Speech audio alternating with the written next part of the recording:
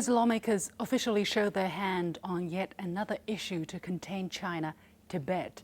The Tibet Policy and Support Act of 2019 passed by a big margin in the House of Representatives on Tuesday.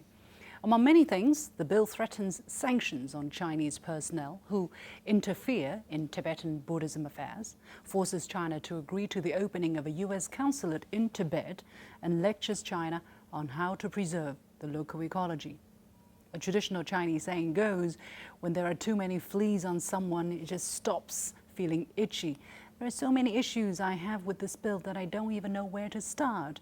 In short, it has just taken the art of meddling in someone else's internal affairs to a whole new level. Kudos. But the level of ignorance revealed has also sunken to a new low. And I'm talking about the succession of the Dalai Lama. It states that the act opposes any effort by the government of the People's Republic of China to identify or install Tibetan Buddhist religious leaders in a manner inconsistent with the established religious practice and system of Tibetan Buddhism. Clearly, these American lawmakers have not done their homework, because if they had, they would have known where the very title Dalai came from.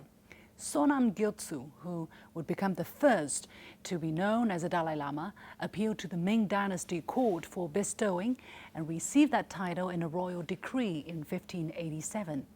They would have known the Dalai Lama title could also be stripped by the central government in case of severe felony, such as treason, and this happened 3 times in history.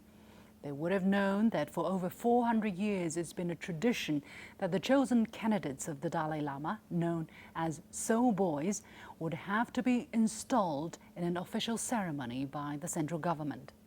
They would have known that the 14th Dalai Lama himself, the incumbent one, was installed in an official ceremony in Lhasa in 1940, chaired by a special commissioner representing the then central government. To deny the role of the central government in the process is to deny the incumbent Dalai Lama his legitimacy. Do these US lawmakers know what they're doing?